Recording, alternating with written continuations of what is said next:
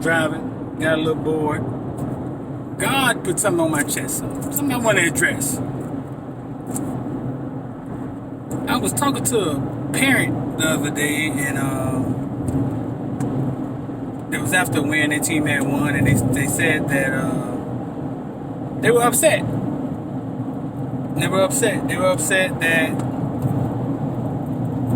that their child didn't get to play in the game.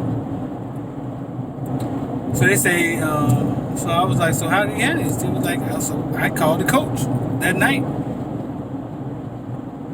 and told the coach, asked the coach, why didn't he play? And why didn't you tell him he wasn't going to play? And I sat and I thought about this, and this is what I'm going to say to that. I know it bothers parents when their child something bothers their child. I get it. It turns around and bothers them, and they want to fix it. They want to make their child happy. But when it comes to sports,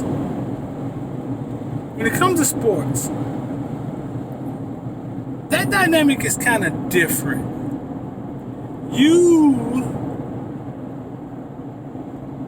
You can't. Okay, so look, you can't fight your child's battles all the time when it comes to sports, because if he's trying to elevate to the next level and he gets shipped off to South Carolina, North Carolina, Wichita, just anywhere, you're not gonna be there.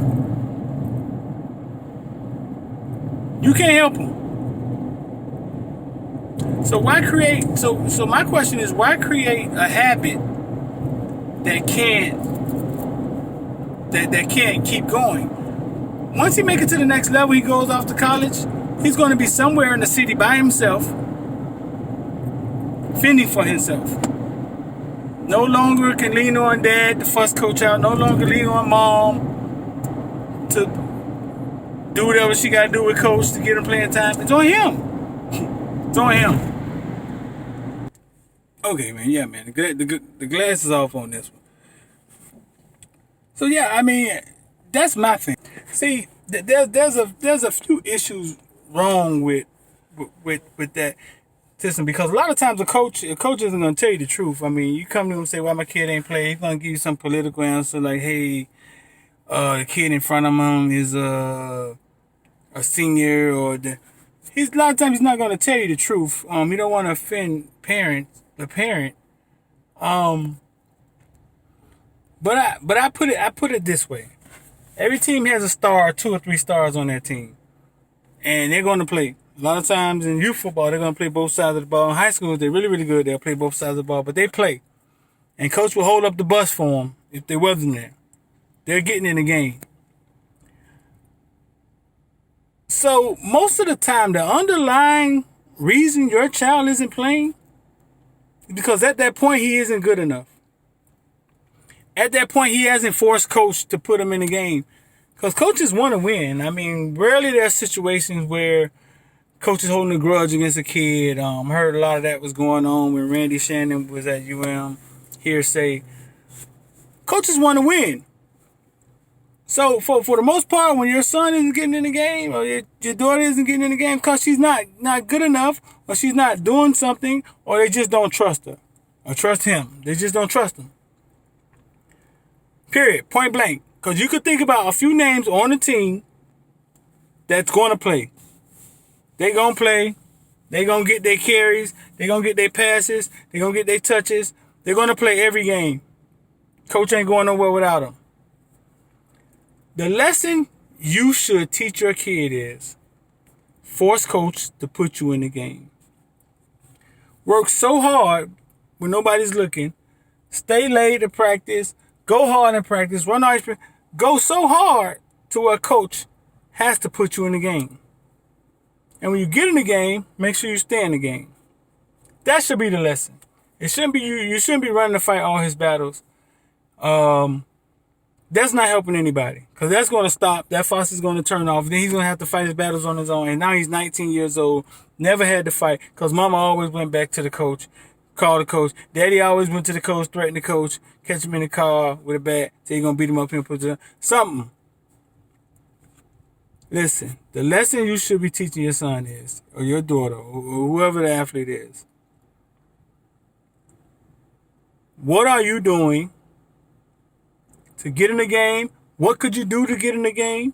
Go ask coach, what can I do to get in the game? Force coach to put you in the game.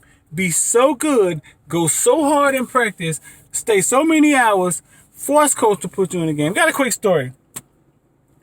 Wide receiver, University of Miami, KJ, came from, it's not jogging my memory right now. He transferred in from one of those smaller schools. And Miami already had maybe 6 wide receivers, Pope, kid out of IMG, Jeff Thomas, Wiggins. Miami was loaded at wide receiver. KJ is a 5th-year senior, I think. He got here, and I was like, man, I wonder why he would come here. Miami's kind of loaded at wide receiver. Like, why would he transfer here? So when we go to practice, and after practice, we get to interview a coach, some of the kids at the University of Miami. Every day in off season, KJ will stay after practice and catch that ball from that jog machine, whatever that machine called to throw the ball. Every day. Every day, he would stay after practice, catch that ball for about an hour.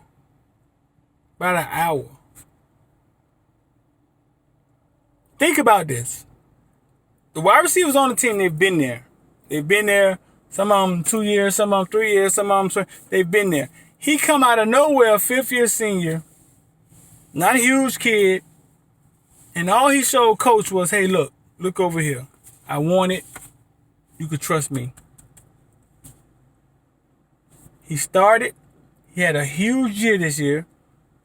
And if you do well at combine, he may get drafted. Maybe. I think he's a pro. But that's a prime example. You can go back, Google Manny Diaz, KJ, and him talking about him in the offseason. That's a prime example of forcing coach to put you in the game. Stop fighting your kids' battle in the sports world, man. Footballville, we here. I believe that's all, folks.